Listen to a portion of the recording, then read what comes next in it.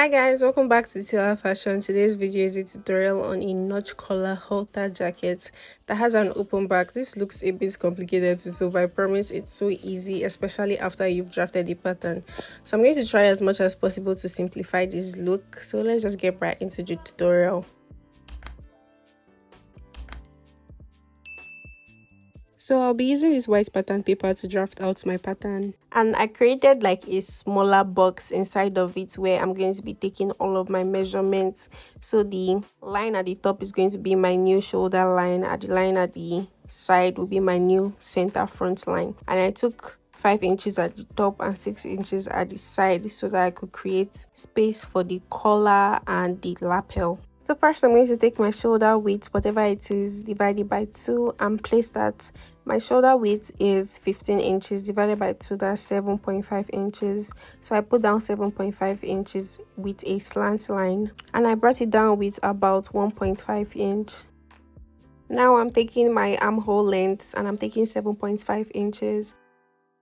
It usually ranges from 7 to 8 inches for adults, so that depends on you and your client. Now I'm going to go ahead to take all of my vertical measurements, that is the shoulder to the bust line, shoulder to the under bust line, shoulder to the waistline, and shoulder to the full length or the upper hip.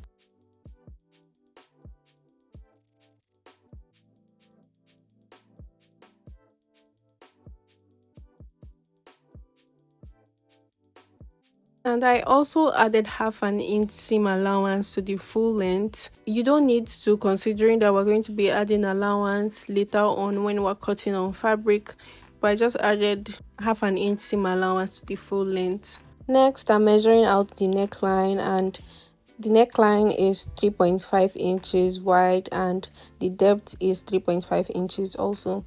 And please don't forget that this pattern is cut on fold, so by the time you open up the neckline it's going to be 7 inches. So this is the front piece and we just measured out the front neckline, but we're also going to measure out the back neckline on this same piece, and that's because we're going to be using whatever we get as the back neckline to complete the measurements on the front piece. I don't know how to explain, but you're just going to see how it's going to turn out. Just know that we're going to be using this back neckline measurement later on. So the back neckline is 1 inch deep and it is also the same 3.5 inches wide. So I'm making the dart next, and the dart is going to be 4 inches away from the center front line, and that is on the bust line, the under bust line, the waistline, and the full length. And I'm going to connect that to the middle of the shoulder. So whatever the middle of the shoulder is, I'll just mark it and connect the dart to that. Next is to give it some shape by taking in 2 cm to the left and to the right of the dart line at the under bust line and the waistline. Then I'll just go ahead to connect that to the rest of the measurement.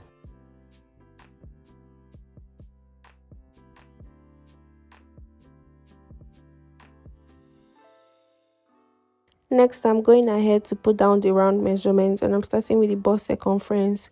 I'm going to take that, divide by 4, whatever I get. I'm going to add 1.5 seam allowance to that, and I'll place that on the bust line and just extend it to the armhole line. Next, I'll take my under bust measurement, divide it by 4, but first I'm going to add back the 4 cm we took at the dart before adding back the 1.5 inch for seam allowance. And I'm going to do the same thing for the waistline. The waist circumference divided by 4, and I'm going to add the 4 inch back into the measurements and then add the 1.5 inch seam allowance.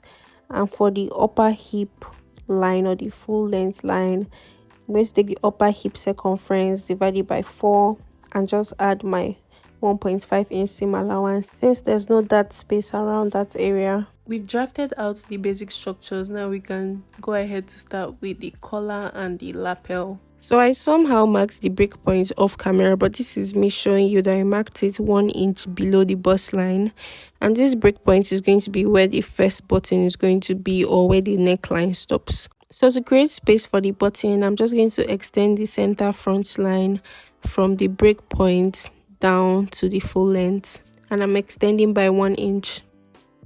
Next, I'm going to connect the breakpoint to the neckline with a slant line, and I'm going to extend that line so we could use that to form the collar. So this is where the back neckline measurement is going to become useful. Normally, if we're making like a complete jacket with a complete back piece, we would have drafted the back piece separately, but since this is an open back, that's why we drafted the back neckline on the front piece to get the back neckline measurement. So I'm just going to measure out the back neckline, and whatever I get, I'm going to place that on this slant line from the shoulder.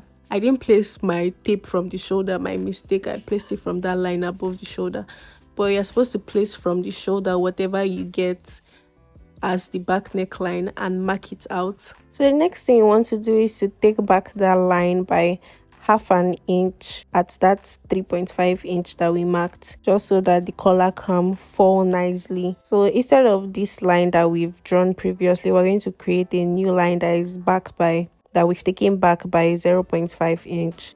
Next, I'm taking the width of my collar and I'm taking it to be 4 inches. I'm going to measure it with a slant line, and I'm taking it up till the edge of the pattern paper. For the lapel, I'm going to extend the front neckline by 3 inches and connect that to the break point.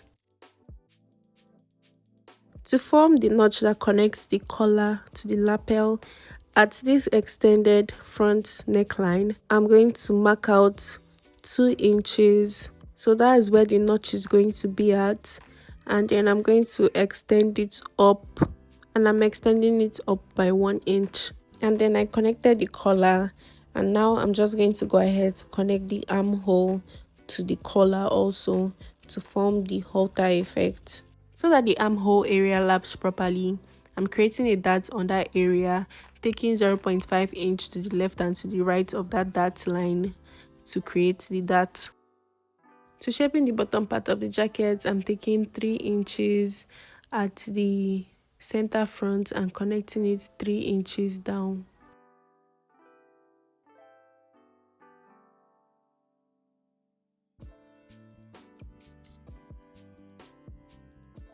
And I'm going to go ahead to shaping the sides too. And at first I picked 1 inch, but I felt like that was not enough, so I increased it to 2 inches. Now I'm done with the front piece, and I'm just going to go ahead to cut this out.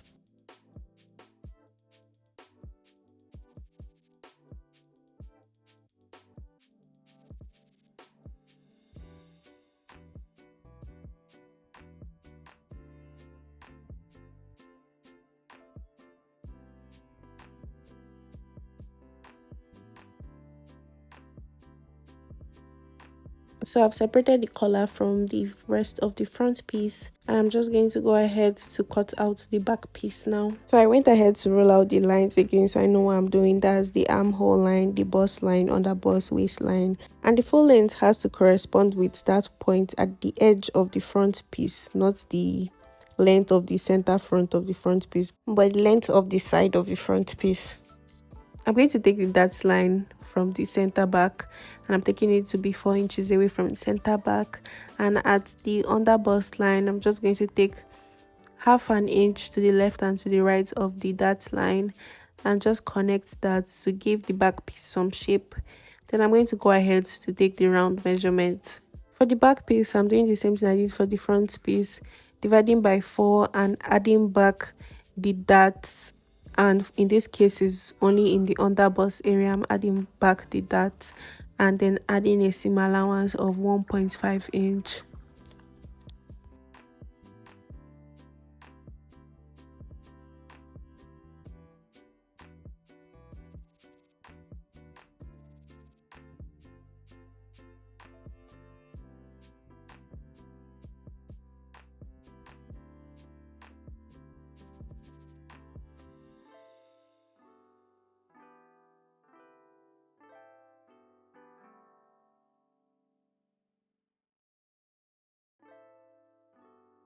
So the armhole area of the side front piece has become short because of the dart, and if we're to sew this like this, is the two sides are not going to match. The center front and the side front pieces are not going to match.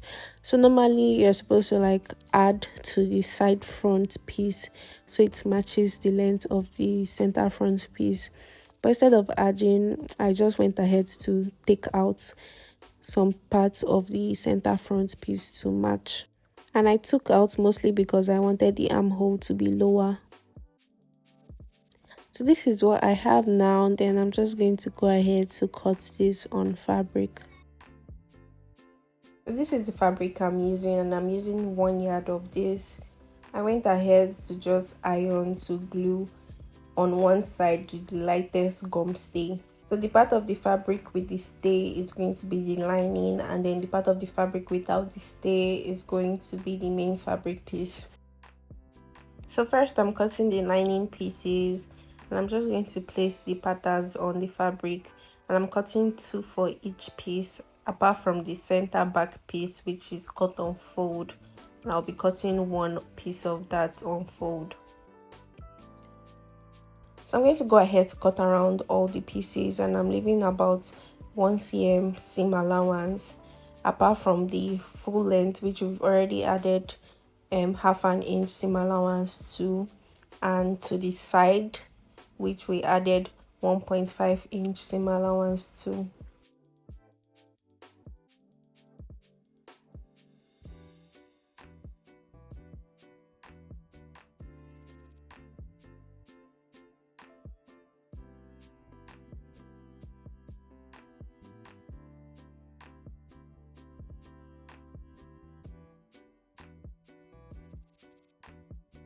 And you want to make sure to cut the collar on fold and try to follow the slant shape of the collar also.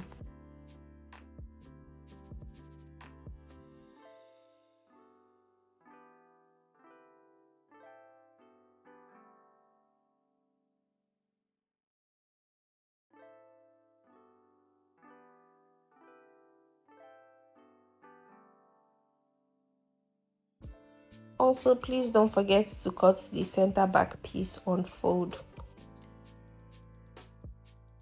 So this is what I have. Then I'll go ahead to use these lining pieces to cut out the main fabric piece. After cutting out, I have 2 pieces for the collar, 4 pieces for the center front, 4 pieces for the side front, 4 pieces for the side back, and 2 pieces for the center back. I don't want this video to be too long, so you could easily follow through with the tutorial. So it's going to have 2 parts, and we just finished with 1 part, which is drafting and cutting the pattern on fabric. So there's going to be a second part, which will be me sewing and the final outcome of everything we've done. So make sure you stay tuned to my channel, hit the subscribe button, click on the bell notification so you get notified when it's posted. And if this video was helpful, please don't forget to like so it gets recommended to other people. Share to someone that might find this video helpful, and leave a comment down in the comment section. I'll be answering all of your questions and accepting suggestions. Thank you, and I'll see you in my next video.